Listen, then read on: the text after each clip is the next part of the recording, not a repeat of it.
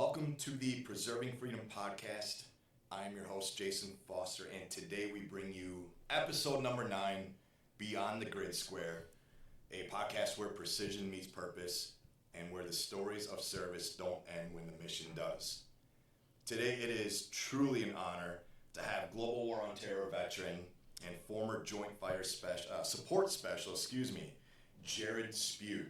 I'm saying the last name right, correct? Spude. Yeah, all good. You would think a host would have the name correct, and I've been calling you probably Spude the whole time. We'll get into that as far as our trip and everything. Everybody has. No, you're good. All right, Jared Spude, who served in now I had to Google this, the Nangarhar province. I had to Google it and listen to how it's pronounced because, as we know, the province names over there, they're hard to pronounce sometimes. Super hard, yeah. But this episode, it goes past the coordinates, the call signs, and the chaos to explore what comes after. Each episode dives deep into the realities of combat, the brother-sisterhood forged in fire, and the ongoing mission of life after the service. From leadership and loss to healing and hope, Beyond the Grid Square on the Preserving Freedom podcast is about finding direction when the map runs out. Whether you wore the uniform, love someone who did, or just want to understand the journey, you are in the right place. Welcome again to the Preserving Freedom podcast, episode number 9, Beyond the Grid Square with Jared Spude. Jared, how you doing, my man? I'm awesome, man. Yeah, super excited to be here. Truly appreciate it. No one knows because we just started recording. We've been sitting here for about an hour. Jared has, as I've been trying to fumble with the technology of computers and podcasting, but we got it. We are ready to go. Share a little bit about you. Yeah, my name's Jared. I grew up in Door County, Wisconsin. Have an awesome family, two brothers and a sister. Are you the oldest, youngest? I'm number 2. I'm number 2, and everybody says like number 2 is the worst. You know, my parents would probably agree with that. My parents would agree with you too, or your parents, absolutely. Yeah.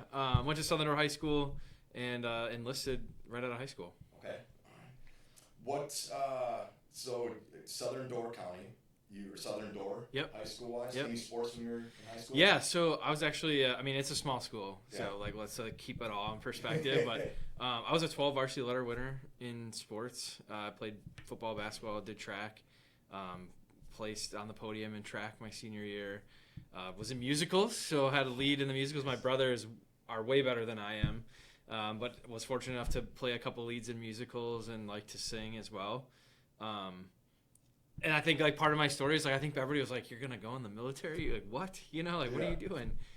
So I think that's just kind of an interesting background. Absolutely. I did the show choir thing too. Yeah. I did music. People look at it sometimes like, oh, really? I loved it. But perspective or not, with the small school, that's amazing. Your accomplishments. I know you're not one that likes to hear it, but heck yeah. I always try to be the best I can be, you know? Like that's just, I believe it. Strive to win. Yeah. I believe it. So you had mentioned you joined the military right after high school. Did you have any ambitions growing up that was going to be something you were going to do?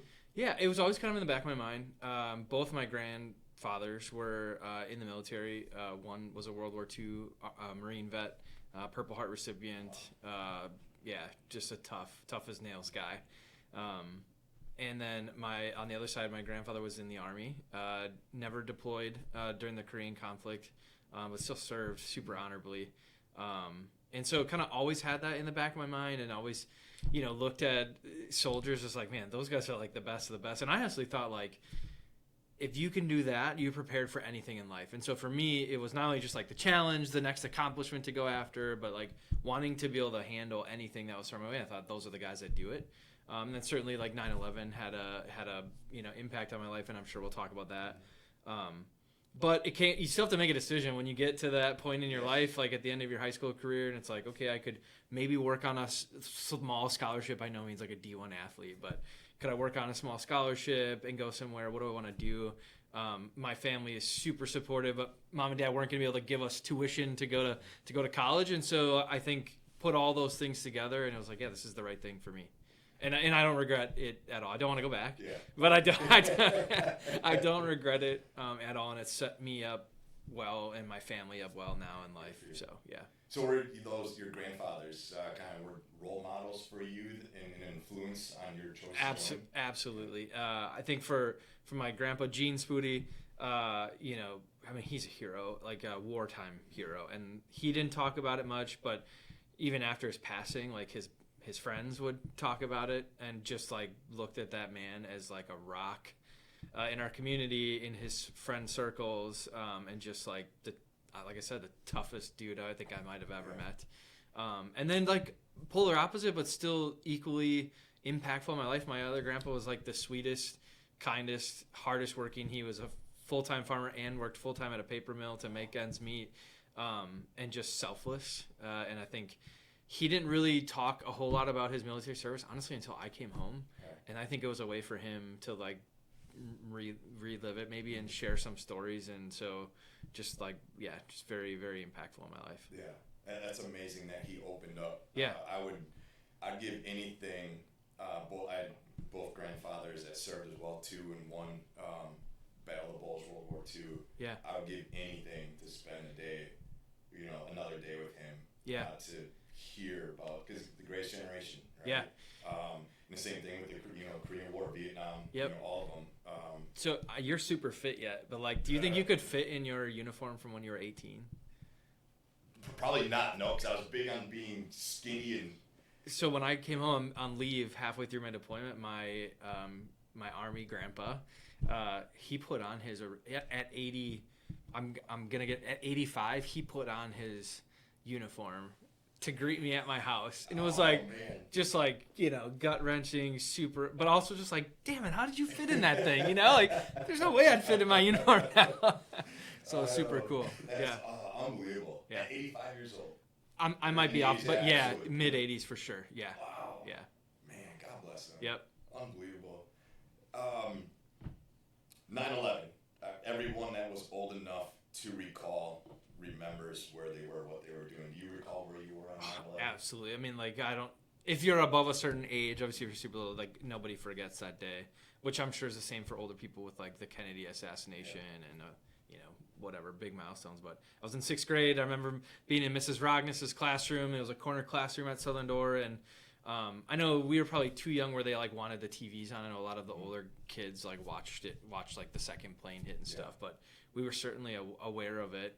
And I think I remember the most at the time just being, like, scared of, like, oh, man, are we next? Which is, like, comical now to think about, like, as, but as a 6th grader, you don't know. You've never experienced that. Absolutely. No clue. And I know we live close to, like, nuclear power plants, so then it's like, okay, are there more attacks, and are they going to target nuclear power plants or whatever? And so just that fear piece, but then going home and talking to your parents about it and just, like, understanding as much as a 12-year-old can that, like, this is a big deal. To me personally, too young to say, like, okay, we're at war. Yeah. And that really wasn't a word at that point, but just terrifying. And I think then if you fast forward a few years, just like watching the news constantly and seeing soldiers at war in Iraq and Afghanistan and the updates there, I do also vividly remember standing in my parents' bedroom. They had a little tiny TV, and I think it was an update on Iraq, and it might have been even like, some of the stuff going on in Fallujah, like where it was really intense. And I just remember telling my dad, like, hey, if this is going on when I graduate, like, I'm going to be a part of it, because I felt a sense of duty. I felt like, I should be part of the sacrifice. And I think I have an older brother who takes care of me, and we all take care of our younger siblings. But I also felt like I probably was the most equipped. If we all had to, like, assign somebody in a family to go do it, like, I think was the most equipped, and it was, like, my job, right, to represent my family or my community and do our part for it.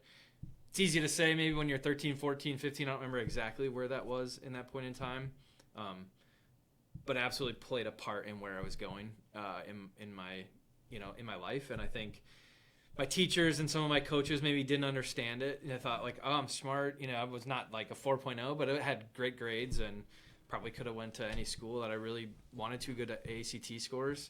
And I think they just thought, like, why are you throwing your life away? And it was like, I'm not throwing anything away, right? Like, I'm answering the call. I'm doing what I was, meant to do. And I think now people understand it. And like, I understand more now. I didn't, and we're going to talk about my journey, but like, I didn't understand even all of it at the time, but I was meant, God put me here to do that and to suffer in some points in time and to endure, because now I have a way bigger mission and a way more important job to do. And all of those things, you know, all those scars, all those mistakes lead to where I am now, which is what matters the most. Yeah.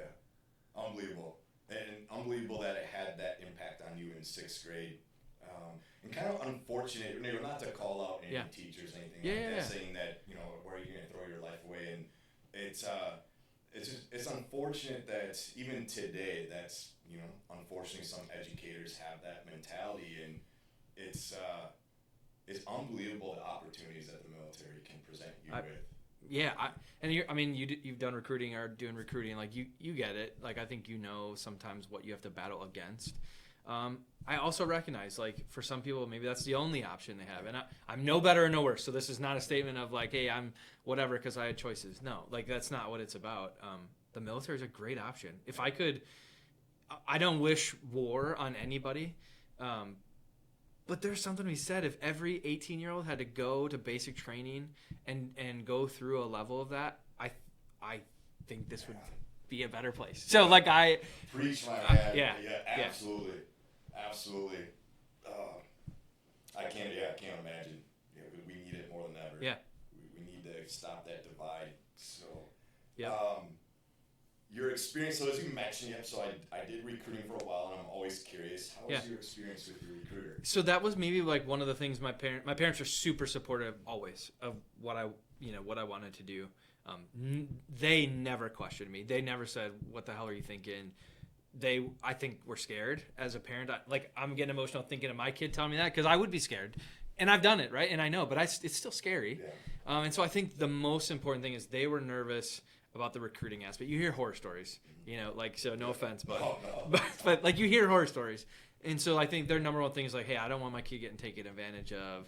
And so I think they were nervous about that. So they actually talked to another local veteran in our area who was still active in the National Guard Reserves at the time. And he had a lot of connections to different recruiters. So I kind of had a non-traditional route, and he wasn't like a recruiter directly in my area, which is probably breaking some type of rule, but if you're not cheating, you're not trying. And so he actually came to our house, sat down with my parents, like, made sure everybody understood, you know, how it worked, good, the bad, the ugly, and really helped guide me through that process. So, like, it was a really seamless, you know, awesome process. At the end of the day, though, you go to MEPS, right, and like, what jobs are available that day. And so, you know, I had a few things to kind of pick from, and ended up landing on, you know, at JFO or FO, Fort Observer. That's awesome. Yeah. That was the experience you had with that individual getting you in. And that local guy, Dale Swanson, I don't know what he retired as. He was a major at the time. Okay. I think he ended up as a lieutenant colonel. Sorry, Dale, if I'm getting this wrong. But, you know, he was a resource for my parents through basic AIT, my first duty station, just like somebody to talk to about, you know, lingo and jargon and process and things like that. Because it's a whole new world. Like, the military is a whole new world. That's amazing. Yeah. And I can't imagine the feeling, how much better off your parents felt as well, too, having an individual. Because the military, it's a big family. Yeah. You know, that's outstanding. Well done, too. Again, you said possible lieutenant colonel. Yep. Again, apologies if the rank is wrong, but thank you to him for taking care of his guys. Yeah, for sure. That's outstanding. Yep. Do you remember when you joined, the moment that it kind of became a reality, like, I'm doing this? I think you have several of those. And sometimes it's like, oh, shoot, you know, like, I'm doing this. I remember my parents dropping me off in Milwaukee to do the MEPS thing and then go right to, you know, fly right out to basic training that day. And it was pretty calm, cool, and collected. You're giving your parents a hug. My mom was kind of emotional. And I think I held it together. And then I got to my hotel room, you know, for the night. The Packers were it was the middle of a Packer game. And then you turn the TV on and you realize, like, crap, I'm alone. I've never watched a Packer game alone, right? Like, then it's like, what am I doing? You know, like, oh man, this is real. I think the minute you walk off the bus and you get the shark attack, right? You're like, crap, what am I doing? So I think you have those along the way. I remember the saddest moment, more than deploying, was my dad dropped me off at my first duty station at Fort Campbell, because like I knew no one, I knew nothing, I had no idea where I was, I didn't know what to expect, I had no clue how life was going to be for me. And I think that might be, my dad would tell you, it might be the hardest thing he did too, to drive home from Kentucky by himself. Like it's not like at college where like, yeah, I'm going to see you in 2 weeks and we'll see you for Thanksgiving and we'll, you know, talk every day on the cell phone, and have a cell phone then is like, okay, see ya, you know, see you later. So several moments along the way that I was like, okay, this is real, this is happening. But you grow up and you endure, and you know, you become stronger. Yeah, so. You do. Yeah, you grow up fast. No choice. Fast, so. Yeah. Did you mention, kind of going back a little bit, you know, a lot of times going to MEPS is what's available job-wise. Did you choose to be a 13 Fox? I did. I had some choices. I honestly was looking for infantry because I wanted to be the toughest dude out there, you know, like. So that's what I was looking for. A medic came up, and so there were like 4 or 5, and at the end of the day, I scored high enough to kind of pick what I wanted, and I was between a medic and you know, a 13 Fox, and I thought the 13 Fox sounded more adventurous, so we went that route. Yeah. I think I do remember a couple of conversations like, do a medic because it transfers over to, you know, civilian life way better, and I just felt called, and I don't regret that decision at all. Awesome. Yeah. You're awesome. No. Basic training, AIT. Anything you can recall? I know you mentioned the shark attack. Yeah. I'm glad that they brought that back. You know, because it's as you mentioned it, that reality hits. Like, I'm here. Crap. You know? Yeah. But I know people always have funny stories or something like that. Humor we use a lot in the military. Yeah. Anything you remember from basic AIT? Not really. I feel bad. Like, I don't have a ton of memories. I tried to be invisible. I'm pretty sure my drill sergeant didn't know my name until like the 3rd phase with like 3 weeks to go. And he was like, who the F are you? When did you get here? You know? But then they figured out my name, and it was Spude, and it rhymed with booty. And so then it was like, great. Now, thank God you didn't know me sooner. I don't have any like amazing, I don't think, stories. I think I remember being a little bit surprised. Like, you know, we were allowed to have emotions at home, but like, you were tough. I just remember like guys crying and just being like, dude, we're all right. We're going to be okay. You know, like trying to console people. But yeah, basic's basic, man. You just endure. I lost some weight, found I had abs, you know, for the first time ever in my life.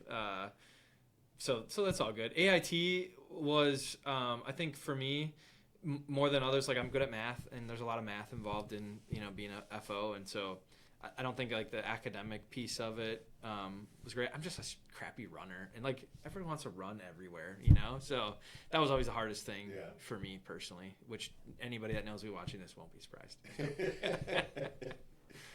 Were you allowed cell phones at basic? So I had like, you know, the old brick cell phones, but like, no, you turned them in when you got there, locked in a box, and you got them back like the week of graduation, maybe. I think to like check in with your family to see if they were coming or give them details. But yeah, there was no, and like that's the way it should be. It's like 100% should be that way.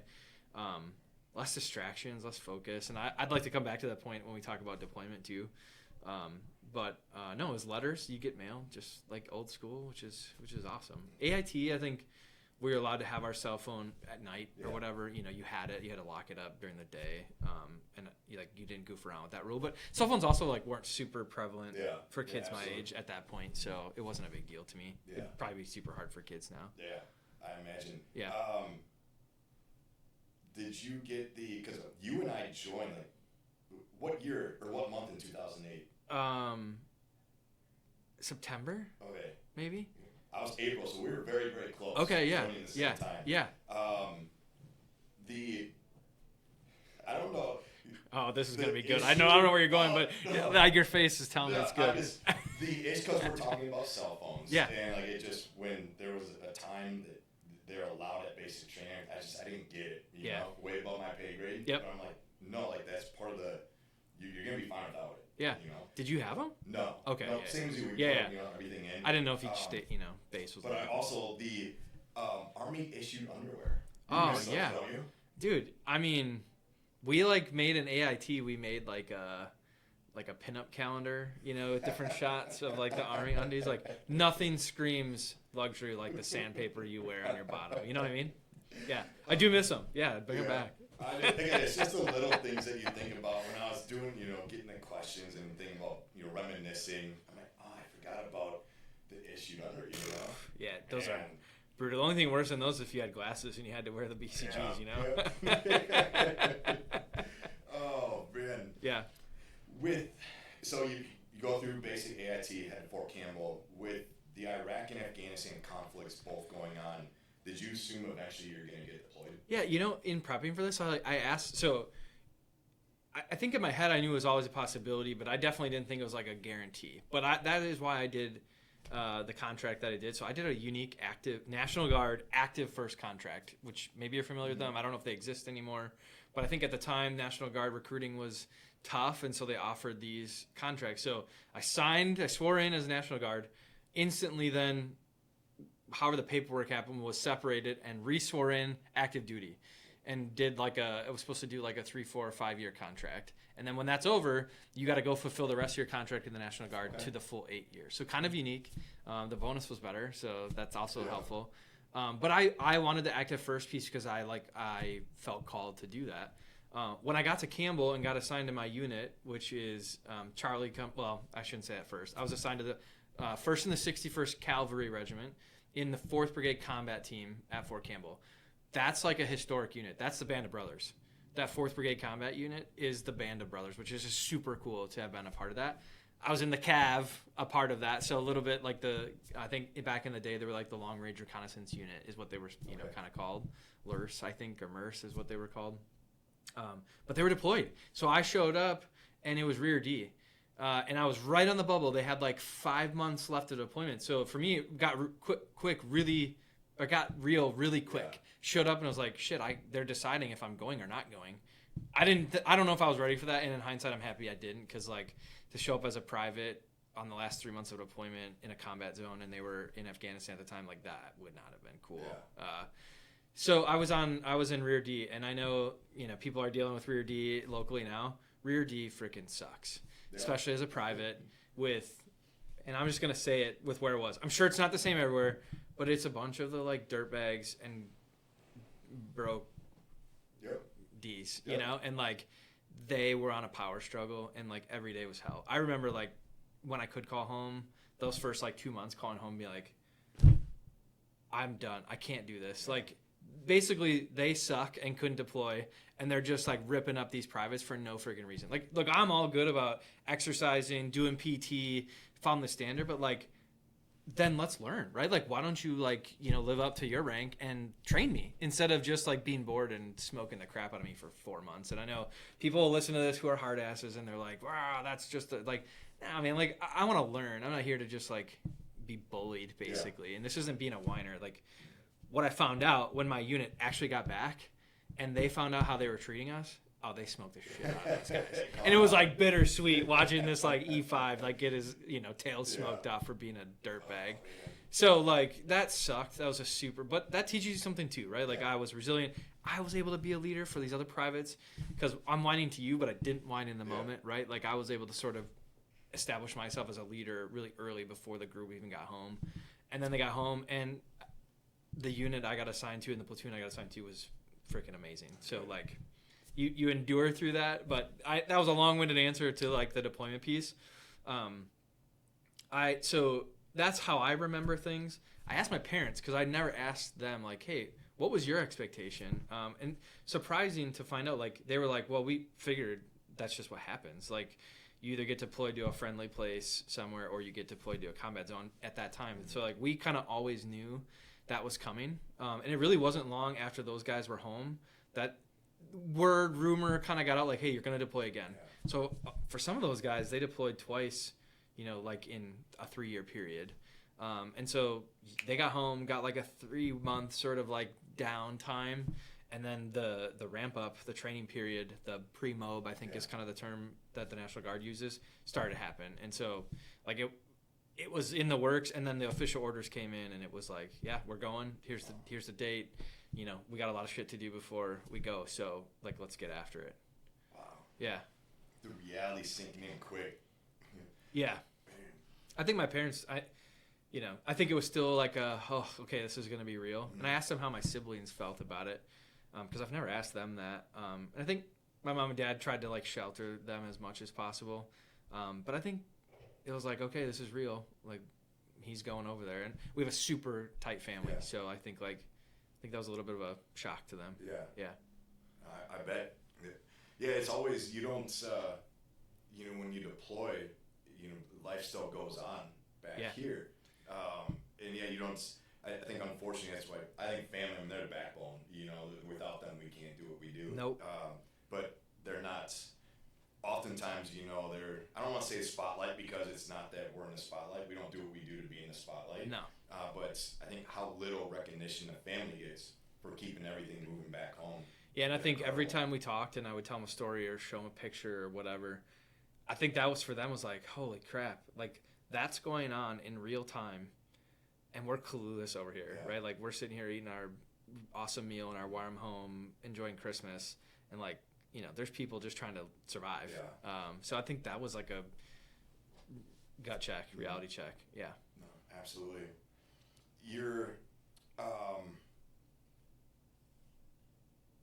Your initial thought, I know you hit kind of awesome on the family. How did you personally feel about I'm going over? I was, to people that don't get it, like this is a weird thing, but I was excited. Okay. I was like, okay, we train our ass off for this, right? Like we work super hard to be ready for this. Like it's time to get to work. It's time to, go nuts. I was also super excited. I was probably one of the, at the time, and, this isn't the Sean Ryan podcast. I am not like some spook. I am not Delta Force. Like I am not cool in any way, shape, or form. And I'm not trying to be somebody I'm not. And so I always just tell things like I remember them. Somebody probably has a different perspective of it. But at the time, I was chosen to go beyond just being an FO to become a JFO, which is a Joint Forward Observer. So basically, they were short on JTACs with the war going on, and they needed to really get Army FOs up to speed to be able to do Joint Tactical Air Control as well. A level of it. Yeah. And so I was super honored. I was picked as probably one of the youngest enlisted at the time to go to this school. It had like a crazy attrition rate because, again, the math is super hard. Yeah. It's super high pressure. And I just remember my NCO being like, Sergeant Vasquez, who's an awesome dude, and he is a spook now somewhere in the world if he's listening. And he's huge. He like got shot on the last deployment, so he's also like a legend for getting a Purple Heart and like, just being a badass. And he was like, hey, don't fail because I will smoke the crap out of you. I was like, great on top of this, right? But I passed, and like, so there was only a handful of us. Like when we deployed with thousands of people, there's only a handful. Like there's 9 or 10 of you that can do this. So I was like super excited to like get to work and be that, be that resource and be that asset. But it became a reality really quick because they send like a small leadership group ahead to sort of like, do left seat, right seat rides and get set up. And Captain Wallace was on that unit, and he died before our wheels even touched the ground. They got hit with an RPG, and he died. And so it was like, okay, this isn't a game. This is real. Which maybe that was the purpose too, right? To like wake people up that we're going somewhere hot and it's real. And then you start thinking back, like I remember First Sergeant Barnes pulling us all together and be like, hey, look around the room, soak it in. Yeah. We're not all coming home. He said that, and as a kid, you're like, I'm invincible, like, okay, it's real, and so it was just a wake up call. Yeah. I remember our platoon sergeant, Sergeant Fisher, some similarities there. He wished no ill will or evil on any of us. No. But he said, I hope the first night that we're there that we get some incoming just so that reality can sink in of. Yep. As you had mentioned, it's not a game. It's just legit. Yeah. It's wow. And for him to soak it in and take a look because not everyone's coming home. Like. Yeah. And you do, you're that young teenager, piss and vinegar flowing through the veins. Dude, you're invincible. Yeah, absolutely. But when that reality becomes a reality, it's like, whoa. Yep. Man, thank you for sharing that. Yeah. That's it. First impressions of Afghanistan. It's weird. It's like it's it's a crap hole and it's beautiful all in the same moment. Like where we were, you had mountains, so like you could have guard duty and the sun's coming up over the mountains. You're like, dang, this is just gorgeous, right? And it's biblical. Like where we were, like we weren't in, we went through Jalabad to get where we were going, but like it's biblical. There's like, barely cell phones. There's no internet. There's no electricity in a lot of places, and most of the places we were at. So for me, it was like, damn, this is like, what it was like 2,000 years ago. But it's a shithole. I mean, it's like there's garbage everywhere. Like, you want to fill water. Like you see people washing dishes in the river, and you know that like 100 yards up the river, somebody's washing a dirty diaper, and you're like, man, this sucks. Garbage and like just, it's I mean, you feel for the people there, and they don't know anything different, but it was interesting. It was really interesting from the city to the country too, because in the city they were fairly modern. You'd see some people wearing jeans at the time, and women were walking around unveiled, and had at that time had some liberties. And then when you push out to where you're actually going to be stationed and you're out in the country, then the 9-year-old boy is leading his mom in a full burqa with a stick, to get where they need to be, like cattle. So pretty dramatic. And I will just say, where we ended up being for most of our deployment, there was actually a warring faction between two Taliban groups for control of that area. And we had a reporter, I think with the USA Today, embedded with us for a little bit. And I think he wrote a little story on it. But the way I remember it, and I'm sure there's more details for the more senior guys that were there, we basically like interviewed both sides and picked a side and drove the other one out. It probably didn't happen quite that informally or casually. But we were like, okay, listen, these are the rules while we're here. This is how you're going to treat the people. And that didn't always work. But there was a conflict going on between two Taliban groups, and we picked the lesser of the two evil and, tried to establish some form of peace, which was interesting. Did that, while you were there, did that form of peace stand with you two? For the most part, I think there were little skirmishes, and they would always, say, like, yeah, it's not us, it's whatever. Mm-hmm. So, I mean, if you believe them. I don't know if I believe them. Towards the second half of the deployment, though, where it got a little bit heavier for us, fighters were coming in from the border. Nangarhar's really close to the border. And so after the spring, then you had fighters. And I, like, again, my memory, I remember some of them that we ended up killing were, like, Chechens who were coming across the border to fight. And they knew what they were doing. And they could set up complex ambushes. And, we should have been tore up a lot worse than we were. But I think it just goes to show that, like, maybe the local Taliban wasn't, but then there was influence coming in from other places. Mm-hmm. Yeah. You are at Combat Outpost Comanche. Yeah. What's life like at COP Comanche? Yeah, so just like to, flew into Kabul, flew to Jalalabad, got your stuff. We went to, oh man, I came in here and I had the title and I just lost it. Dang, I can't remember. Are you talking city-wise? No, it was another base. It was another base where actually our squadron headquarters ended up being.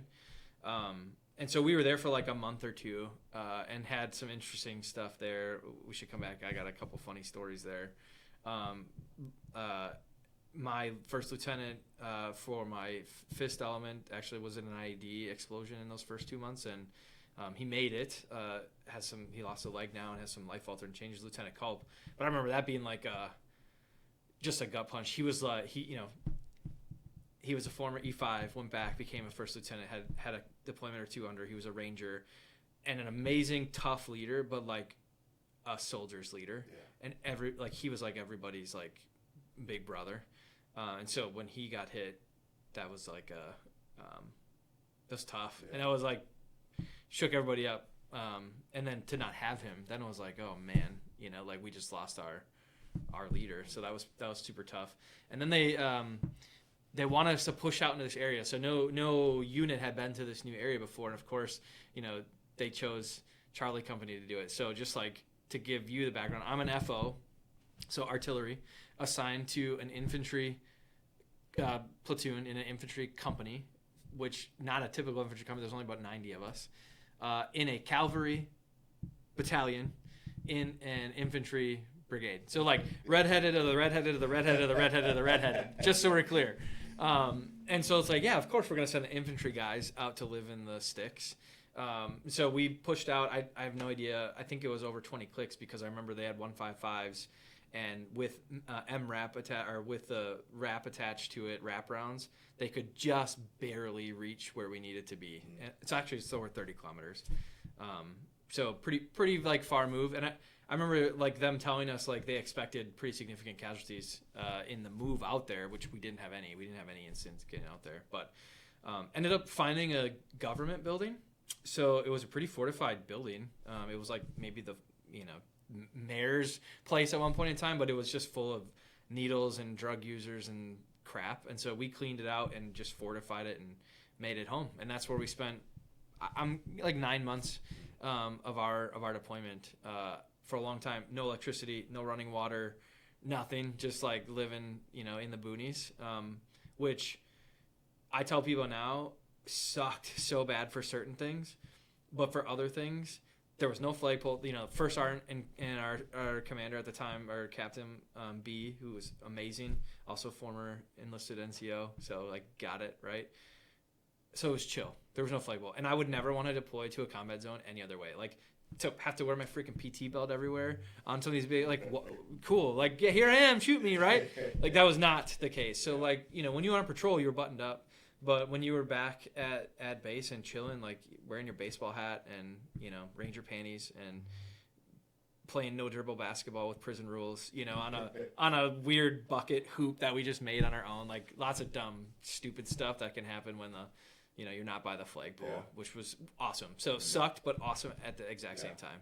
I wouldn't want it any other way. Any, so I assume you're getting supplies probably flown in. Yeah. Times that you're like, I haven't eaten in a while or haven't gotten any water. Yeah, so like we lived on MREs. That was the deployment, man. Like that's what you had. So you had MREs, and then I forget what they call them, but like the big MRE rations, basically the mega MREs that come in like tins, And there were times, some guys will tell me that we didn't actually run out, but there were times we ran out, in my opinion, or you were left with like such a shitty meal that you're like, I'm not eating that because it's gonna ruin me, right? Yeah. So we'd live off the local economy. We would go buy eggs. We got a goat one time, which was super interesting. And we would buy vegetables and stuff. We'd get Spam sent over to us, and we would like make our own food. Yeah. So lived off the economy a lot. Never went hungry. Never was satisfied with what I had to eat, but it was good. But we got refitted 95% of the time by civilian Russian helicopters, like the old Russian helicopters. Yeah. I'm sure it was a contractor. But I always laugh because I don't think like the Army wanted to refit us very often, so they'd like pay this guy, and I just remember thinking like, man, this guy's freaking nuts for like wanting to come here and deal with that stuff. Yeah. And the first time he landed, and the back door rolled open, and like an empty vodka bottle just like rolled out the back, and he was like, "Hey!" And we're like, "Let's go, let's go, let's go." He's like, "Oh, no problem," hammered. And I'm like, "Okay, now it all makes sense. Yeah, it all makes sense. We're good." Oh man. Yeah. So your first experience of combat, again, kind of that gut punch, the realities of this war, what's going through your head the first time you experience something like that? Yeah, I don't care how tough you are or like how much training, you have. I don't care if you're a Navy SEAL and it's your first time. It's like, what the F did I do? What is going on? And I remember like your adrenaline is through the roof, and so you're like almost like an outer body experience, and you're like moving in slow motion, but everything's actually moving in like 5x speed, like fast forward, and there's so many things going on, and like you're not actually hearing sounds because you're just like so overwhelmed. So it's like unless you experience something like that, I don't know how else to help people like understand it. And like as a JFO, I feel like I was put through the ringer of like stress. So like, they would blare crazy music and have strobe lights and like have people screaming at you to try to simulate that, and you're trying to call for fire and get accurate grids and do those things. It doesn't even freaking touch it, man. Like those first few, I would say like I'm pretty much worthless because you're just like trying to deal with the physical like uncontrollable reactions as a human being to like that type of conflict. But that's why you rely on your senior NCOs and your experienced guys to grab you by the back of the thing and kick you in the butt and say, dude, get over there and get your rifle on, you know, and like react that way. And I would say, you know, I was super, super lucky. And I feel like my platoon and my company viewed me as an asset, and they took care of me as an asset. So like where I maybe should have been embedded with our lieutenant, frankly, we cycled through like 5 lieutenants on deployment because they all sucked and couldn't handle it and cried, and like we would just like whatever. So I just hung with platoon daddy. It's our first class Schlereth, and like he, rest in peace, super great guy. He was like a dad to me, and I look back and I'm like, he's my age now. He was probably like 35. He felt like a 50-year-old seasoned guy that was my dad, and I looked at him like that, and I got away with a lot, right? And like he protected me from a lot, and I was always in his hip pocket. But I just like that's one of those things that I was so lucky to have him, that he literally took care of me like his son, and I will forever be grateful for Jake. Yeah, that's incredible. Yeah. Awesome. Those are people you will never forget. Yeah. Absolutely. That's a great explanation, because I think you nailed it. It's how do you explain combat? You know, or that first time, you have, IED incoming, whatever. Yeah. It is hard to explain, but I think the out of body experience, it's so slow, but things are going so fast. That's a really good explanation. And to me, there was like a difference. Like the first time we took incoming was at one of the Fob Conley. Sorry, that's what I was trying to remember before. Yeah. At Fob Conley, we were in a tent, and again, like everybody else had nice billets, and we were like the infantry was like in a tent, like a half mile away from everything, right? Which whatever, but I mean, like that's one thing, and your heart gets racing. But I don't know. I was never like, it never like really panicked me. But like that first time you're in like small arms conflict RPGs, or like that's a game changer. Just a funny story really quick. Yeah, no, please share. Jake, our platoon sergeant, he had a gator to use when we were at Fob Conley for that first month, and he would drive that freaking thing everywhere. And he parked it right in front of the tent door for whatever reason. And like we just went to bed, and we took rockets, those Chinese rockets. And so there's a bunker like 20 yards out of our tent. And so you roll out of bed, like fall out of bed, and you're like, shit, get to the bunker, and we're all running out the door. And every single one of us slammed into that gator, bam, like banged your shins, and then rolled off the side. But there's like 40 guys trying to get out of this tent, so it was like bang, ow, roll, bang, ow, roll. And everybody's like, son of a Jay, what the, like just trying to get to this. Rockets are flying. It was like, man, guys, with like laughing. We get into the bunker, and he's our platoon sergeant, so like there's a respect on him, but like that's where he knew when to turn it on and when to like be a human. Yeah.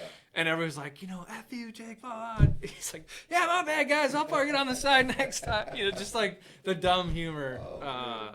That was super funny. Another time, we thought the base was getting overrun, and so everybody had different spots to be like if you thought you were being overrun versus just indirect. And Charlie Company was assigned to get to the front gate with one of the vehicles. But like we were taking a bunch of incoming, and nobody wanted to leave the bunker. And I was like, yeah, all right, F it, I'm in. So I just grabbed my helmet. I had my Crocs on, and I had these green striped undies. And that was it, because it was nighttime.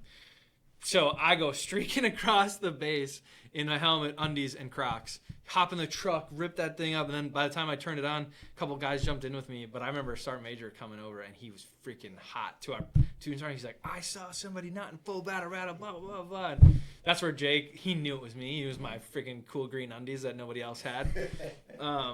And he just took it and protected me. He's like, hey, next time put your stuff on. I'm like, oh, yeah, cool. Next time I'll make sure I have my stupid glasses and PT belt on to go make sure the gate doesn't get overrun, but that's where he just took care of his dudes. Everything stayed in-house, and he took care of you. If you needed to be straightened out, Jake took care of it, but it all stayed in-house, and nobody came in his house. And that was a leadership quality that I still carry with me, today.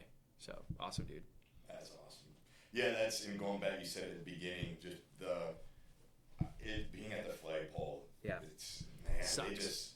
it already sucks, you know. You got to make the best of it and attitude and all that, but yeah, and I get it, above our pay grade, right? Yep. But man, when you're constantly walking around and keep always doing this and. There was none of that at the JCOP, unless like a dignitary came in and you saluted, like, Captain B was like, put that crap away. Like, there's a time in a formation or something, you be respectful, certainly. Like, that never goes away. But, like, we're out in the boonies trying to survive. Cut that crap out. Yeah. 100%. Yep. You've been hitting on it a lot, the importance of having trust in the soldier to your left and right. How important is that for you? That is all you have. You have nothing else. So if you can't trust the guy on your left and right, you're not going to make it. And I think that's part of also like living out where we did on JCOP. Like, everybody had to pull their own weight. And there were some guys that didn't, and they got jobs that we could trust them on, right? Like, they stayed and made sure the MREs were hot when we got back or whatever. Yeah. That's all you have. And I think, like, living through the suck every day just, like, builds that trust and that camaraderie. Because, when the shit's hitting the fan, like, you can't have gaps. And truthfully, the weakest link will bring you down. And so everybody knows, you trust everybody else, and everybody knows that they're trusting you and they're relying on you, and you have a job to do, and you got to get that job done. And I if we want to share a story too at some point, like, I have a story where I feel like I failed, and I feel like, people were relying on me, and I failed, and those are the things that still kind of haunt me today a little bit. Yeah. So. What was, if you want to please share. Yeah. So I actually shared it for the first time outside of like trusted confidants here recently, but we had gotten into an engagement, and looking back now, we were baited into an ambush, and so we were chasing a couple of guys who, led us on foot into this sort of convenient area that had corn on like 3 sides. And like, looking back, we were so lucky. We chased them until we got to the cornfield, and then kind of everybody was like, yeah, we're not going to that cornfield looking for this dude. So we all stopped, took a break, took our helmets off, chilled for like 10 minutes because we just like, gassed it. And then it was like, all right, let's, load up and go. But we're super spread out in this field that's terraced. And we got like 10 yards away from the corn, and the freaking cornfield lit up on 3 sides like, Christmas time. So they were in there that whole time. If we'd have went into that cornfield, you'd be finding parts. Mm-hmm.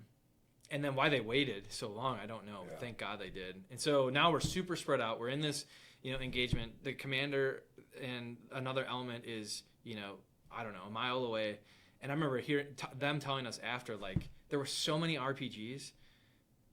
We just like thought there was like, we were trying to figure out how to get a QRF to you guys because we were going to need body bags. Like, they just were like, there's no way these guys, are going to make it, because there were so many RPGs, so many rounds being exchanged. And we were in a terrible position, like tactically, like super spread out. No, like we trying to get fire superiority, like just nothing. But back to kind of like my part in the story. So we get troops in contact, I immediately get on the radio, trying to like figure out, that's my number one job is get air help and superiority if we can. And then you got to figure out what other tools are at my disposal to get, my group to a position to be safe. And so the first thing is like, yep, we've got air coming your way, be on station, shortly. And I remember, pulling the trigger and like trying to coordinate, thinking what else I got. Checks in on station, and I'm like, yes, we are going to freaking lay these dudes to waste. It was a B-1 bomber. I'm at 30 or 40 yards, and I remember like, here's my position, and he's like, oh yeah, I can already see you, and I can see a guy with an RPG. Is that what we want? And I was like, hell no, that's not what I want. Like, he's just got 500-pound bombs. The danger close on that is way more than what I was. And I'm like, please, like, come back around and give me a show of force. Well, he's so big, and we're by the mountains. He's like, yeah, okay, sounds good, but it's going to be a 5-minute turnaround. Usually, like, an F-16 is like 30 seconds and they're back. This B-1 bomber had to go out like 10 miles to get away from the mountains to turn around and come back. So, shit, man, 5 to 7 minutes is a long time when you're, in the thick of it at that close of an engagement. In the middle of that, the group that I was immediately with, we're just laying in a field with no cover. And so they decided to bound back and jump off a little terrace to get some cover. I don't know what happened, if I missed the signal or I missed the sign to move. but all of a sudden I realized like I was out in the open by myself, and like, you know, I could start to see the dirt around me like hitting, and I got teased for this. I don't care. I just found a plow in the field and laid as low as I could and played dead. I was like, there's no way I can get up and run. All the fire felt like it was being concentrated on me, and I just played dead for like 30 seconds. And like I still get haunted because I can hear I can hear the guys talking, and I can hear their voices. Like that's how close it is, like the enemy. Thankfully, Staff Sergeant Stuckey, who was a squad leader, you know, called. He's like, "Oh my God, Spoody's hit." And I was like, I'm not hit. Somebody give me some cover fire, you know? Like, that's all I could get. And so the guys, Stuckey jumped up and covered me, and I just took off running. And, like, how, like, nothing had holes in me is just amazing. But the guys teased me for, you know, like, playing dead. And I'm like, well, man, I don't know what else. You know, I'm like, stuck out in the open. But anyway, so I'm thinking, what else? What other tools do I have at my disposal? Well, at our JCOP, we had 81s. Well, anybody that knows fire support, like, the 81s, I was parallel to them. Like, basically they were the enemy was between me and the guns, which is a terrible place to be, and we're at like a really max range for them. And so like you get a lot more inaccurate the longer range. I'm like, there's no way we're too close. Like the BDA would be terrible for us. So didn't have that. The commanding group element had 60s, but even 60s they were in handheld, which is just like look and gauge and guess. And I'm like, no way, I can't risk that. So I'm getting frustrated because I'm like, it is my job to help get fire superiority and get these guys out of this, and I can't do anything. And so the B1 ended up checking out because they knew that it was too close, couldn't get any help. And I, like, to this day, I like wake up still in a panic of one, like playing dead and like being in that hopeless situation. But then as an FO, to have all those elements but not be able to do anything is maddening. And so like for 15 years now, I feel like I've racked through my brain, like, man, what could I have done different? What could I have used differently? How else could I have positioned us? And like that helpless, hopeless feeling is terrible. Yeah. Thank God we had a couple of guys with some, you know, fairly minor injuries, but all Purple Heart recipients. We ended up, it was getting dark, and we were in a bad place. So we ended up, there was a school like 100 yards away. We, you know, kicked the doors in on the school, made that the Alamo, and I remember being like nearly black on ammo, and Sergeant Schlereth just telling us like, hey, unless they're coming through the door, nobody shoots, we're conserving all of our ammo. And we just made that the Alamo, and we sat there till it got dark, and, you know, kind of came up with a game plan.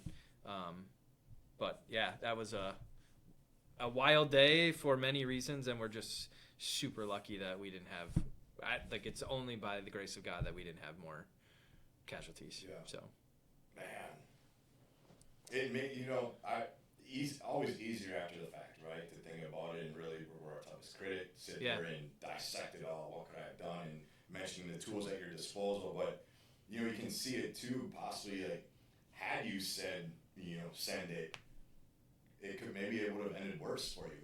Could have. You know. Yeah. Like I said, I know easier after the fact and all that, but other than that, I'm speechless on that. I will tell you, our trip we just took, you know, I was with Vic, who's also a JFO, certified JFO, and nobody's more doctrinally sound than Vic, for the record. That dude is like a human walking encyclopedia of all fist knowledge. And I remember, you know, telling him the story on our trip, and it was a little bit comforting for him to be like, dude, you did doctrinally what you were supposed to do, right? Like, there is nothing else you should have been doing. That would have been, you know, irresponsible to do anything else. So like that was good to talk to somebody else about it. I bet. Yeah. Good for Vic. Yeah. Awesome. I'm glad he shared that with you, and hopefully gives you some at ease. Yeah. You know, with that, thinking about that all the time.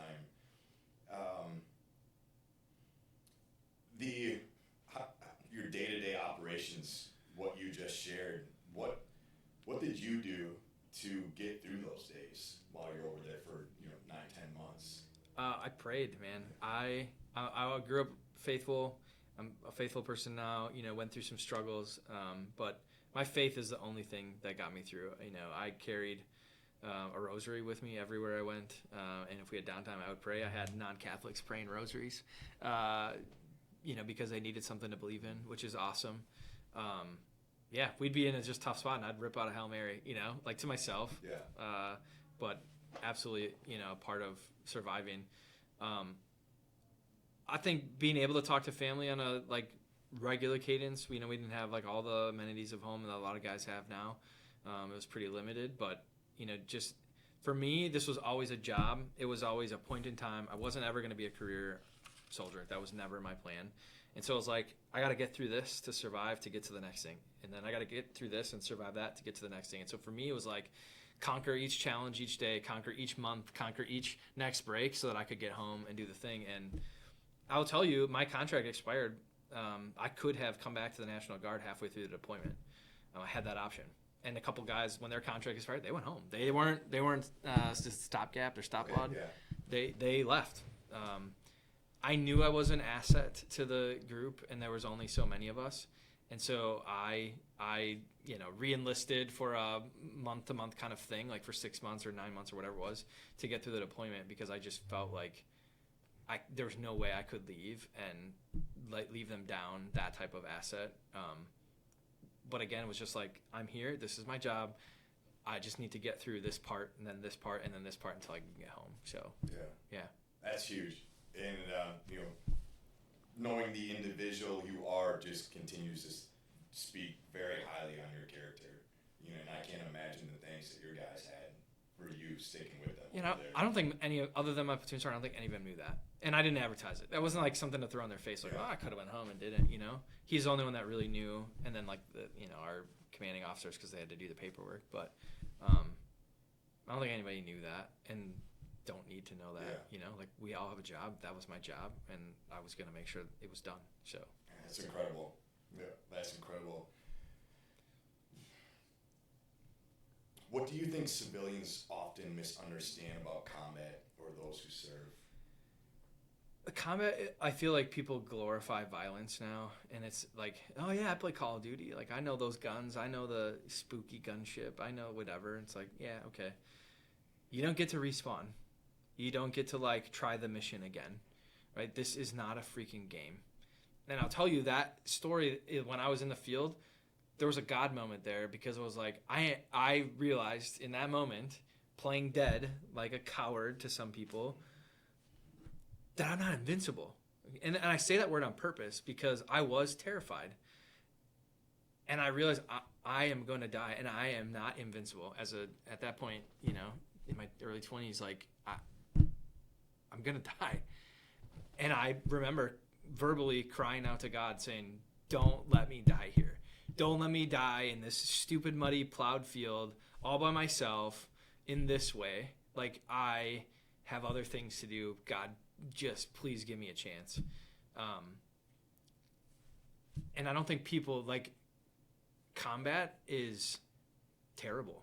It is hell on earth. It is gory. It is ugly. It is feral. Your animalistic instincts come out, and most people never use their animalistic instincts in the world we live in today in America, because we have it so amazing. It is disgusting, and it's necessary.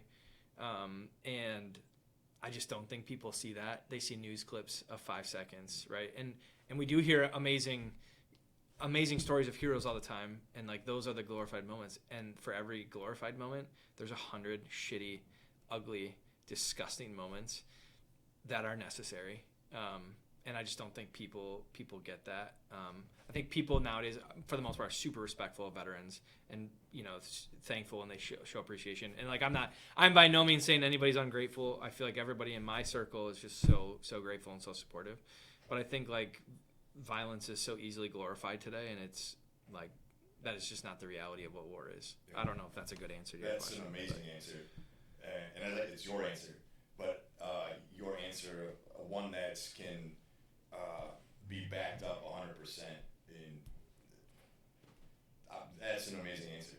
100%, my man. And I think when I got back, I struggled. I went right into college. I was National Guard then, and I went right into college, and within literally 4 months of being back from combat, sitting in a classroom with a bunch of freaking pompous, 18-year-old kids who are whining because whatever, they got to read a chapter tonight. And I'm like, man, you are ungrateful and you have no freaking clue.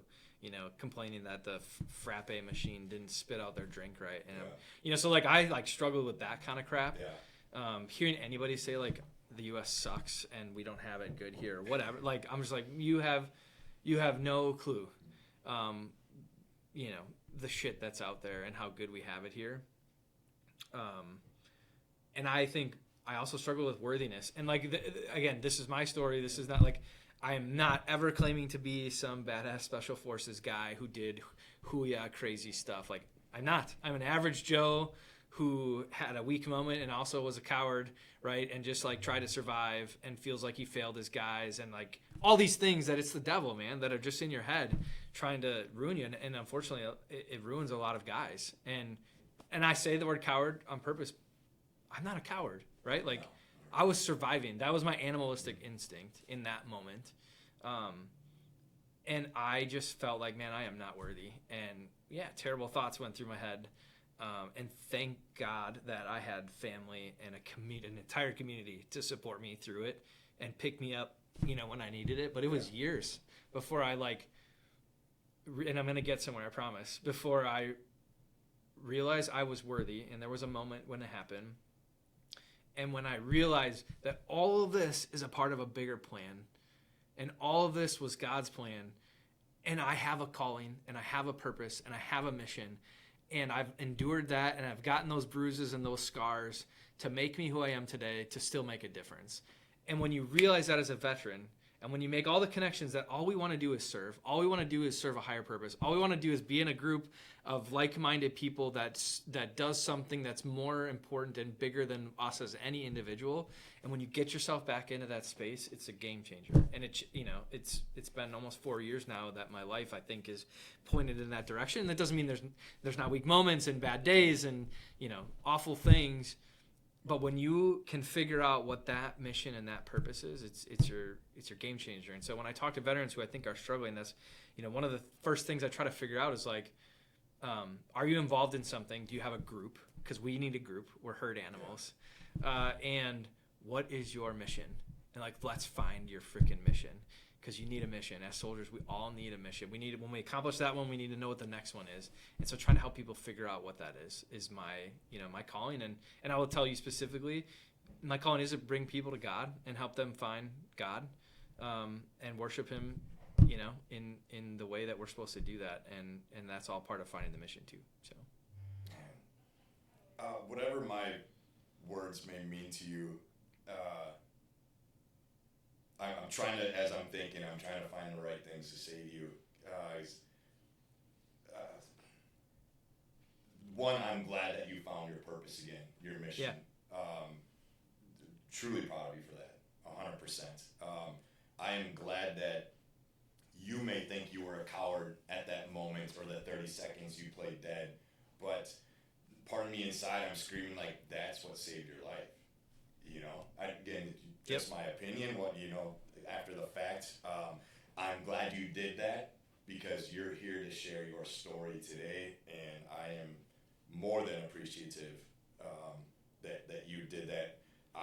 No cowardice whatsoever. Again, easy for me to judge that, and we're our toughest critic, but man, just you are a strong individual. You are a strong individual, and the impact that you have on others, I hope you see that. And for the record, I'm only as strong as my wife is, because I would be, I don't know if I'd be here without her, honestly. And for her to, you know, have endured those hard years to help me figure out, and endure now, because I have a hard time saying no to anything, and that's an impact on her too. But I think she knows that's who I am, that's what I need, that's what God put me here for.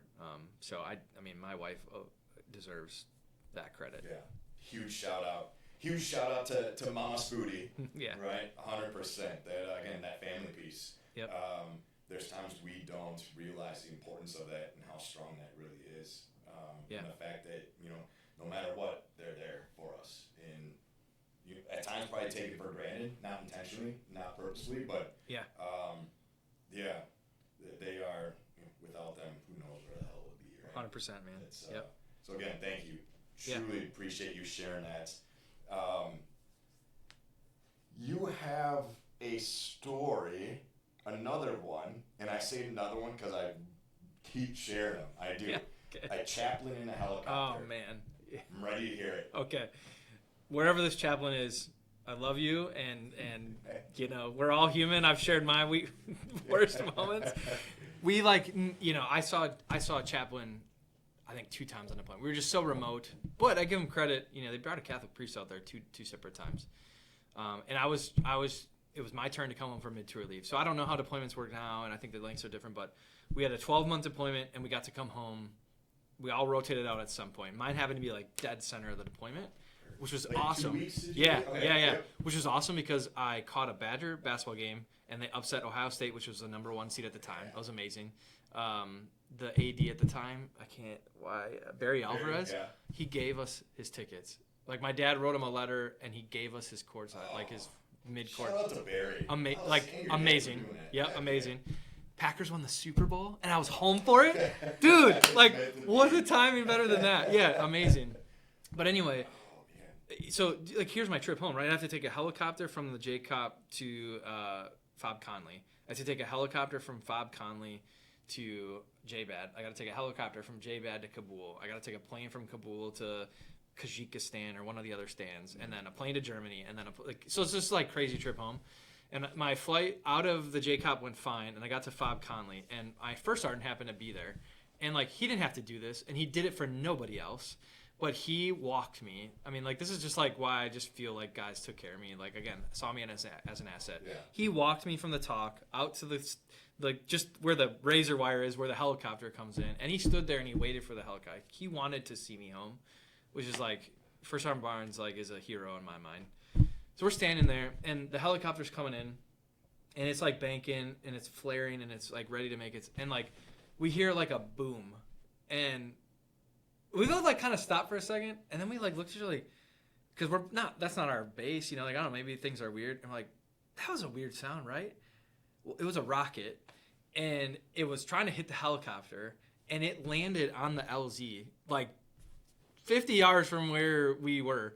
So when we figure out it's a rocket, we're get to the running, and the helicopter just missed the rocket, and it did a 180 and peeled out of there and was gone. And I remember in the moment, First Sergeant Barnes was damn it, Spoody, what the hell am I here? I'm what? He's kicking me in the bunker and cussing at me. I'm sorry, this isn't my fault, So the helicopter leaves, and it's not coming back for an hour. I'm great, awesome start to my, leave.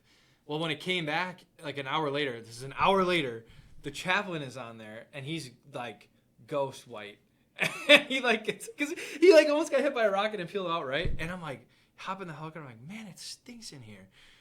And they're yeah, chaplain peed his pants when we had to rotate the helicopter. He's sorry, you're sitting in his seat. And I was oh man, are you kidding me? So, we talk about our worst moments ever, but yeah, the chaplain peed his pants on the helicopter. I sat in his pee pants, so. Can only imagine, right? Even that it could have been a lot worse. Oh yeah, but just you find humor in that, right? There's I don't think he did, but I think the rest of us did. Yeah. Oh man. Yeah. Yeah, I can move. The $1 million black tar heroin finds. What is this all about? Yeah, so I don't know. I assume some people know, but for a long time, the number one producer of heroin is Afghanistan. At least heroin for the United States. They have poppy fields, and the poppy, is used to create heroin. So we happened to stumble upon this building, and there was a bunch of drums, and you could tell it was something. No resistance, no conflict. There was nobody there. I don't know if they saw us coming and kind of cleared out. And then we went outside, and somebody found something in the dirt and started digging it up. Well, they had, I don't even know how many 55-gallon drums full of black tar heroin, which is the raw product or byproduct, I'm not an expert in it, of the poppy from those fields. In the ground. In barrels buried in the ground. So it was basically a factory of black tar heroin. Yeah. So we reported it up. What do you want us to do? Do you want us to burn? We would burn weed and poppy sometimes when we find it. because that's a money-making thing for the Taliban. Well, we had to sit on it for a couple of days. They actually sent in like DEA agents. So we just had to sit there and guard it. And DEA came and evaluated it. And I don't know if they took it and destroyed it. I don't remember that fact. But I remember them telling us it was like millions of dollars worth of black tar heroin that would have made its way to the U.S. So like just like a random like wild find, you know, and like being there with the DEA was just kind of an interesting thing that I don't, you know, not many people probably experience. So kind of interesting. Yeah. Did you how many barrels are we talking? I don't know.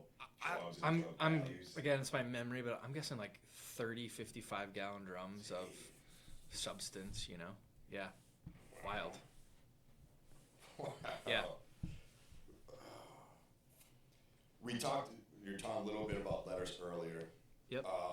Receiving letters from home while deployed, how's that feeling?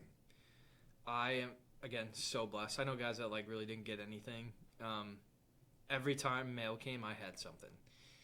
Whether it was cards from the school, my, I call her Grandma Sue sending stuff. I loved the beef jerky from her grocery store.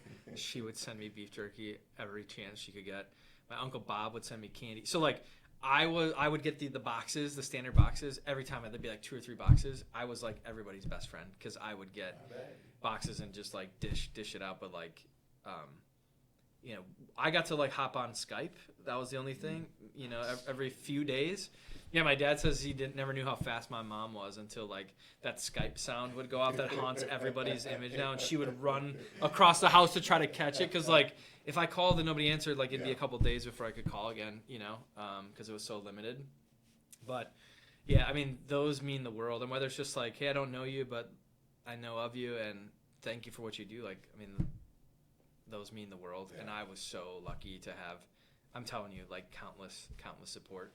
I'm not in anymore, and so I know there's rules that are broken, so I can share this story. But my now wife was not my wife then. She sent me one time. She sent me 5-hour energy bottles, and like at the time I didn't really do 5-hour energy, so I like gave them away to people. And like a day later, I talked to her on the phone on Skype, and she's like, "Did you get the 5-hour energy?" I'm like, "Yeah, I just gave them to so and so." Because she's like, "No, you gotta go back and get it." She had sent booze over. She had like emptied them out and put booze in it. So I was like, "Yo, bro, I need that back. Give me that." But yeah, we threw a little, quiet little party, which was fun. So yeah. Good for her. So packages and letters were awesome. I bet you were the man, probably the man to know. You've mentioned a couple, and if you're willing to share names of brothers, one thing, Chris, our president for Missions of Honor, and Old Glory Honor Flight, I learned it from him. I think when he spoke last year on our trip, which we'll get to very shortly here. When an individual dies, they die twice. Once when they take that last breath, and for the final time when their name is said out loud. And it didn't hit me right away at first, but for some reason I kept thinking about it more and more, and I understood the importance of that. So Vietnam Wall, Korea, whatever, at a veteran cemetery, I'll walk by and be sure to say the name out loud. So I think it's just something important because it's, I think, our job, our duty to always remember them and continue to share their story, their names.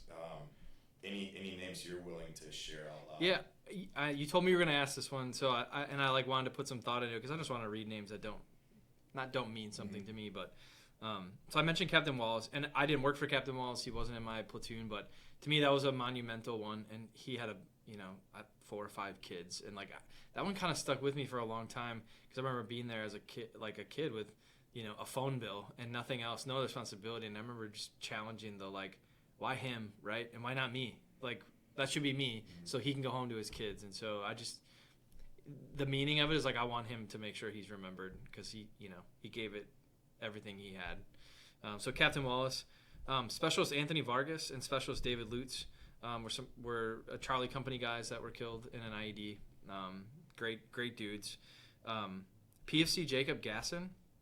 So there was an incident, an unfortunate incident with a few guys that were going up to sight in some 155 cannons one day, and the Border Patrol agent, it was like a sleeper agent of the Taliban.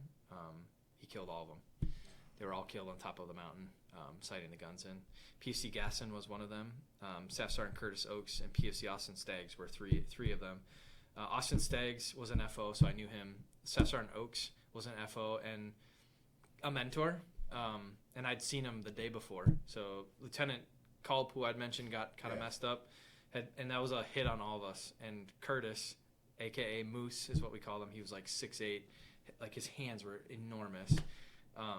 He snuck up behind me and slapped me on the back of the hand, which felt like a sledgehammer because he's such a big dude, and bear hugged me. And I'll never forget. That's the day before he died, and him just saying, "Hey, we're gonna be all right." Yeah. And then the next day that happens. So I don't want to forget him. And Jacob Gasson was a medic, and I mentioned him because he was from Beaver Dam, so he's a Wisconsin guy that also died that day. So those three. And then the last name I'm going to mention didn't die overseas, but had a really tragic accident, a heart condition within months of us being home. And that's Sergeant First Class Jake Schlereth. And I still look at him as like a second father to me. And that one hit super hard. And it doesn't have to be in war, right? But that dude sacrificed a lot of his life, a lot of time away from his sons, our son, Caleb, and somebody I will never forget. So thanks for the opportunity to thank you. Share those. Yeah, truly, thank you for sharing that. I can't imagine it's an easy thing to do because it's not. And you mentioned whether it's in combat, whether it's afterwards, what the purpose that they had, that they gave. Yep. They play an important role, and they continue to play an important role. Yeah. So truly appreciate you for sharing those names. Thanks for the chance. Truly appreciate it. The feeling when you learn you're heading back home. What are you feeling when you're heading back home? It's your 9-10 months is about to come up. Home is getting close. Yeah, and for us it was 12 months with a little break in the middle. It makes every pop shot or everything just be like, no, not today, right? Like I'm so close. It just like kills you. Like when you get down to the wire like that, you're just like dying to get home. So I don't know how to, other than just like anxious, ornery, annoyed, angry, and just ready to get the hell out of there. Yeah. And I think the back half of deployment was a little hairier, and so that just also made it harder. Yeah. It's some of the other vets have had on, the Vietnam vets, I think they mentioned it when they did shared their story. They mentioned like that first month you get there, everything's new, you're nervous, you're experiencing new things. Then the rest of it, you're like, okay, kind of, if it happens, it happens, And then that last month, like how you're dissecting everything. You're, even like walking or something. Like I'm not staying here any longer than I have to. It's just funny how that all works. And then we had to leave in waves. So that's the hard part too. Is like, guys are like, I'm first wave, and it was like days in between waves, And I remember volunteering to be last. Platoon Daddy was staying, Jake was staying till the end, and I'm like, yeah, I'm not leaving you. Like I'm here with you. Yeah. But like those were grueling. I'm like, did I make the right choice? Did I? You just question. To your point, you question everything you're doing. But yeah. The first time seeing your family again brings back to that day, dude. They all met me at Fort Campbell to be there when the plane landed. I thought it was just gonna be my parents, and then on the way home, you're checking in with them. I didn't have a cell phone, right? So you're just like, when you get to a payphone, like trying to check in and like, here's the latest, here's when I'm coming home, And I knew my parents weren't missing it. Like I knew there was no chance in how they were gonna miss it. They told me on the way home, like, hey, we're bringing Grandma and Grandpa. So my Marine grandfather had passed long since, but my other grandpa and grandma were coming, which I was super excited about. They didn't tell me my siblings were coming. Yeah. And so, like, I'm hugging my mom and dad, and then I get a bear hug from behind, and it's my big brother.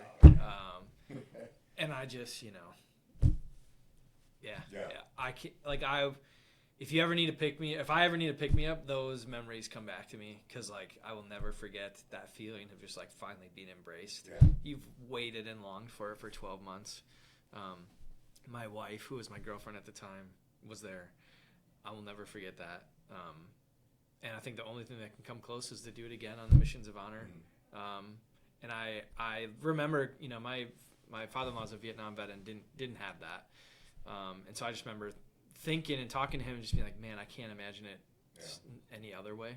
And I just feel so bad for people that didn't have that, but I did, and I cherish that memory for sure. I can remember the smells and the sounds, and that's ingrained forever. Amazing. Yeah. It's hard to beat that feeling. Yeah.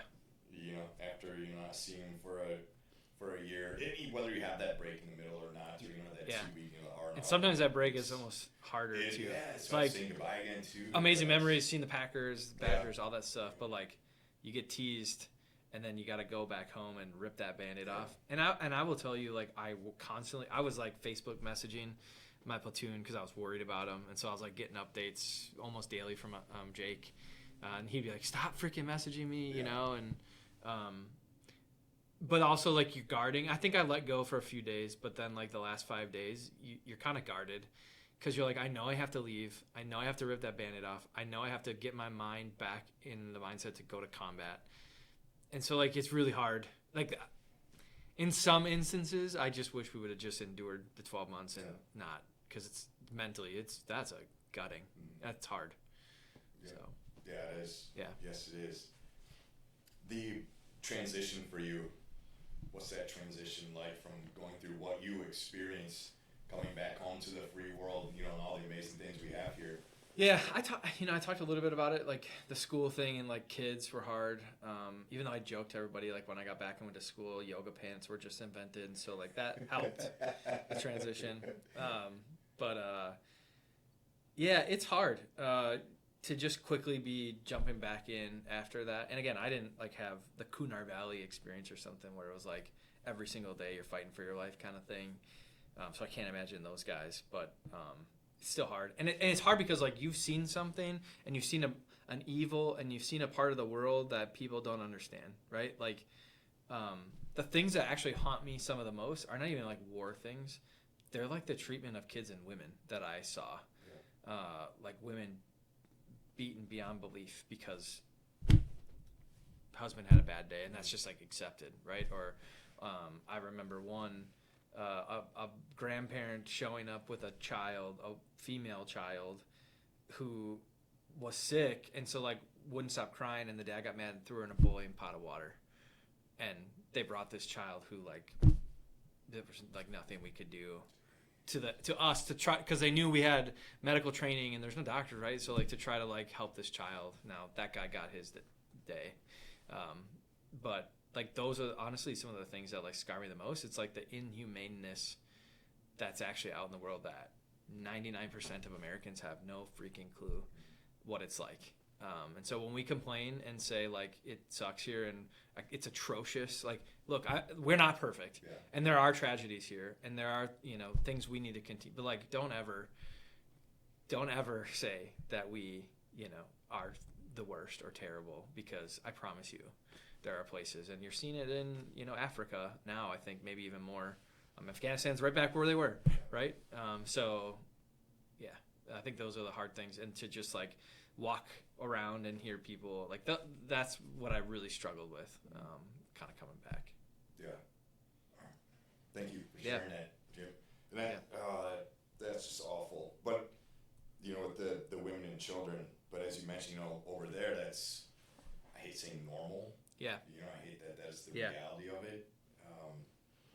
That's something that I still have a difficult time with is, by no means, you or I, we haven't seen it all, we haven't done it all, but, when you hear people, the gripes and complaints that they have, that's 99% of the time, I will always say it can always be worse. Yeah, 100%. We're very fortunate, but I think we take that for granted at times. You were talking a little bit, finding that purpose again.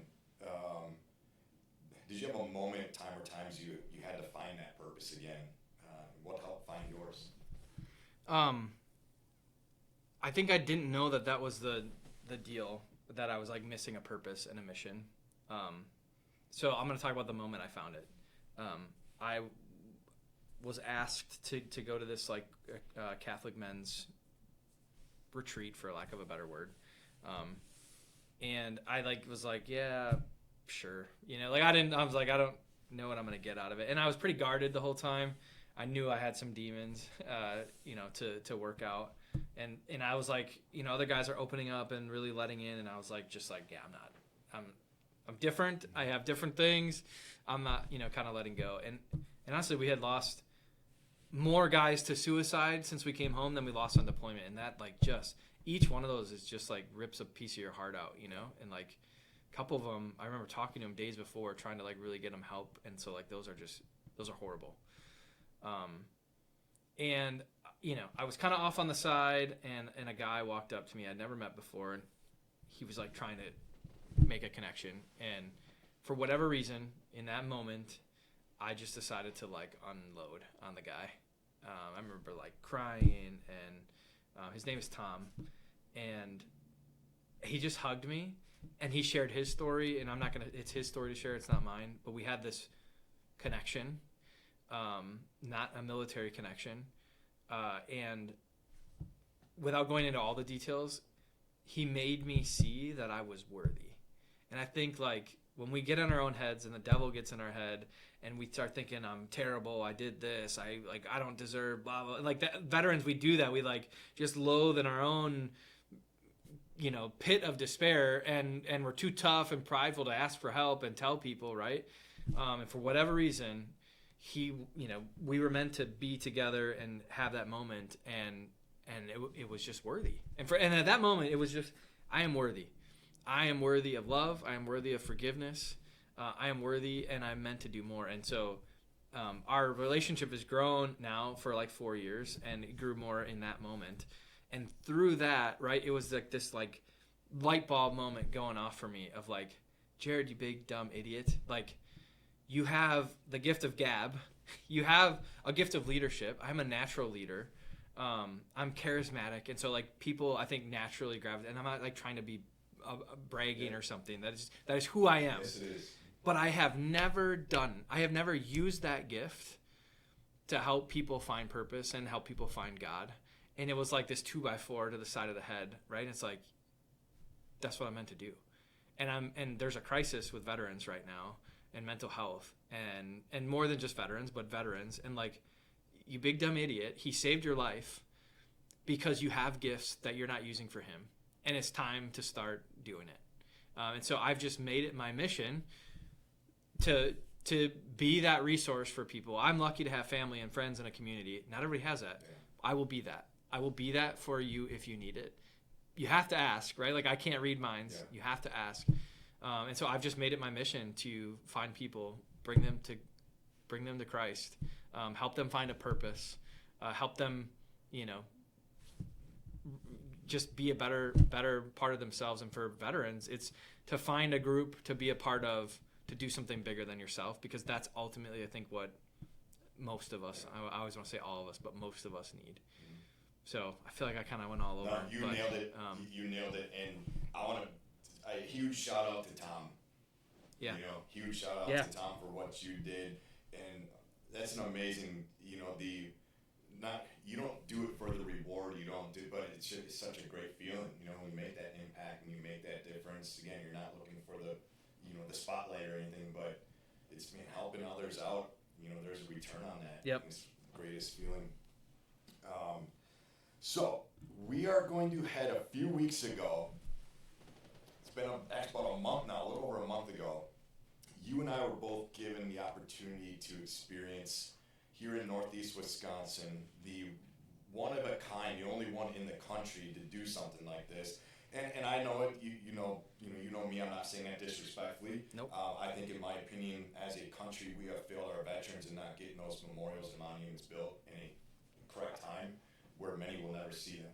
And with they're being built for their service, selfless service, and sacrifice. So we want to try and right that wrong here in our little footprint, Northeast Wisconsin. But putting on the Freedom to Liberty retreat for global war on terrorism veterans. The retreat focuses on resilience, faith, mental health, and wellness. This year was our third year taking 64 or 66 GWOT veterans to New York City for 3.5 days, all expenses paid. Share your experience about what I consider a once-in-a-lifetime experience. I felt blessed to be able to go, I feel more blessed now because I truthfully feel like how can anybody like replicate the experience we had? And I just feel like, you know, I'm so lucky to have gotten to do what I did. And I'll tell you, like, I signed up, somebody showed it to me, and was like, you know, I think you should go to this. And I remember like thinking like, that's for other people, right? Like, it's a mission of healing, and I'm like, I'm feeling like I have purpose, and I'm healed, I'm good, you know.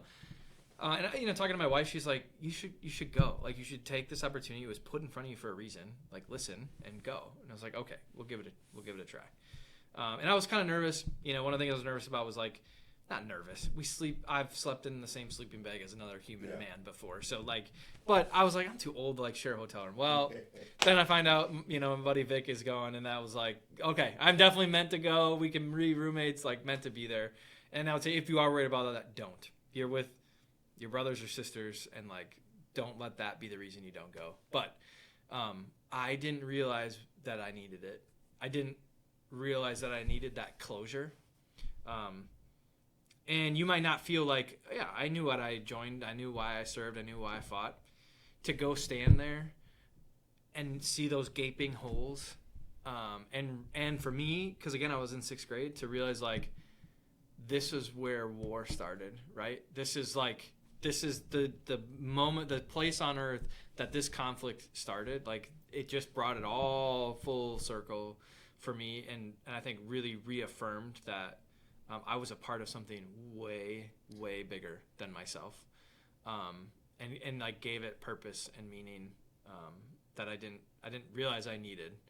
On top of that, like to hear the stories of Will and you know, Scott Strauss and John, and I'm missing, you know, all kinds of amazing guys and gals and speakers, to hear their story and their sacrifice, and to have that image of like, you know, I won't say who said it, but you know, one of them was like, I wanted a pound of flesh, right? And like, I couldn't do it, and you did it for me. You were willing to answer that call and do it for me. Like, it brought it full circle.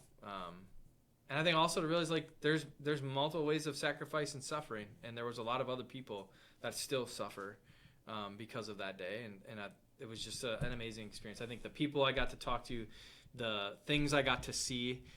You know, I took advantage of the right place at the right time and got like what I felt like was a personal tour around the entire 16 acres with a couple of experts that, like, you know, so few people in the world got to do. And I'm so thankful to them. And again, I won't put them on the spot, but I'm so thankful that they were willing to spend that time with me. Blown away by the fact that, like, you know, I don't want to overshare details, but like, right, these guys could make millions of dollars speaking every day. And they gave up their weekend to just like be with us. And these aren't like pompous, like, it's who I am, right? I'm Will, I'm the survivor. He was a dude that sat at breakfast and was just talking, giving you a hug, telling you he loved you. And I think it just needed that, like, that realness. And I'm so thankful to all of them that they were willing to do that. It was also super cool for me to meet Colonel Black. And while we can't confirm 100%, I'm pretty sure I've worked with her or her colleagues. You know, I was directly across the border when they got Bin Laden. And wink, wink, nudge, nudge. I'm sure she had something to do, whether she was there or planning or it was her people, right? Like, that doesn't matter, and that's not my story. But for me, it was this super cool connection that we were in the similar AO, working on the same things, and to relate, right, to like aircraft and ordnance and 9 lines and all these things. Like, I'm so fortunate to have met them, and the work that you guys do, Jason, and that mission is something that I will support until the day I die as much as I possibly can, because I believe so strongly in it. And I just encourage others, if you don't feel worthy, you are. And if you don't feel like you need it, you do. So shut up and sign up. And if you need me to, I'll sign your name for you. So love it. Yeah. Love it. No, it's an absolute honor. Without trying to not get choked up here, it's you know, just an amazing group we had this last year. It doesn't get old. You nailed it. And we see that with our older veterans too, with Old Glory Honor Flight. It doesn't matter if you win over or not. You did what very few people did, and when you join the military, it tells you what you're going to do.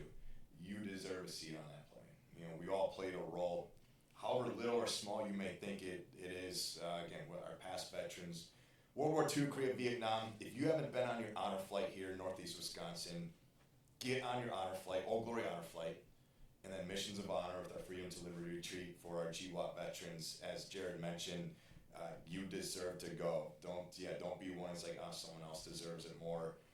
Fill out the application. I get it, it's kind of a lengthy process, but there's a reason for it. Yeah. Do it. Yeah, and what I would say is, like, one last thing, like, if you don't think you need it, that may not be the reason you're supposed to go. You might be meant to go to help somebody else. Absolutely. And whether that's on the weekend or after the weekend. So go. Love it. Yeah.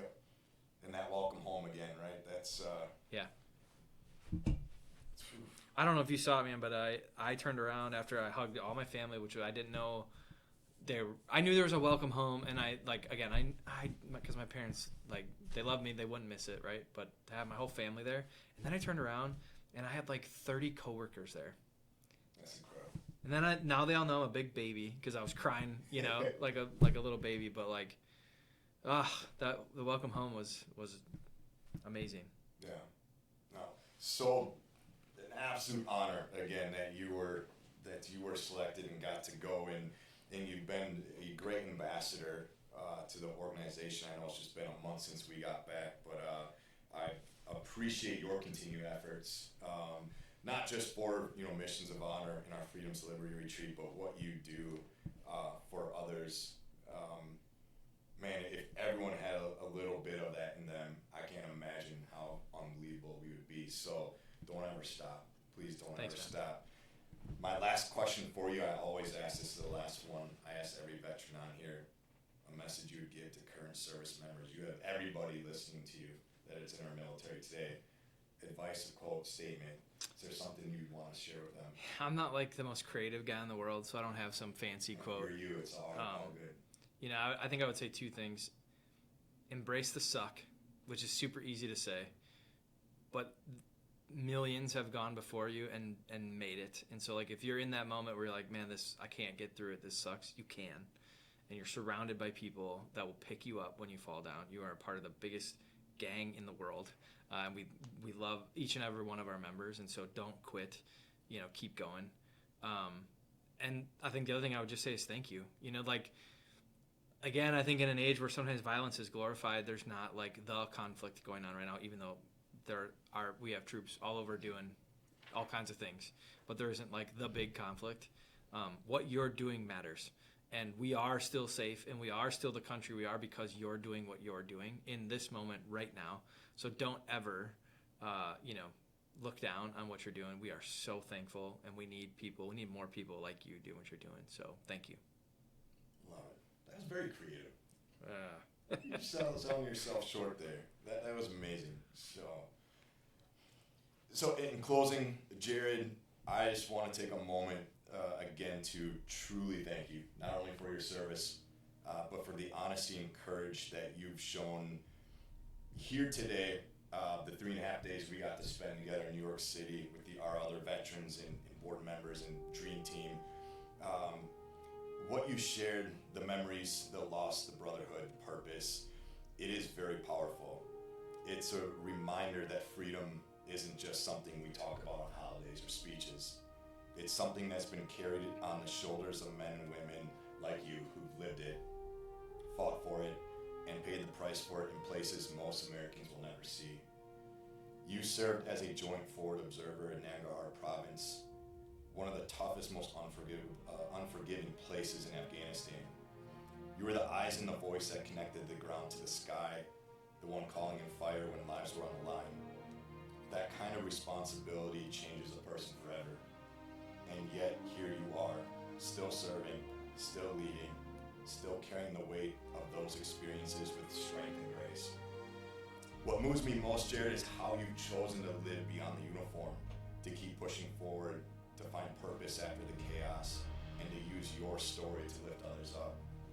That's the heart of what Beyond the Grid Square is all about. What happens when the mission changes, but the calling remains. The way you speak about your brothers, about the flag, about this country, it is real, it's raw, and it's exactly what people need to hear right now. You remind us that patriotism isn't politics, it's love. It's love for the man next to you, love for the freedoms we share, and love for a nation that, while imperfect, it is absolutely worth fighting for. To every veteran listening right now, if Jared's words touch something in you, please know this, and he mentioned this too, your story matters, your service matters, you still matter. The mission doesn't end when you hang up the uniform, it just changes. I am Jason Foster, your host for the Preserving Freedom podcast, and I remind you, freedom isn't just something we celebrate, it's something we preserve every single day. Keep honoring, keep believing, keep standing proud, because damn, it's a great day to be an American.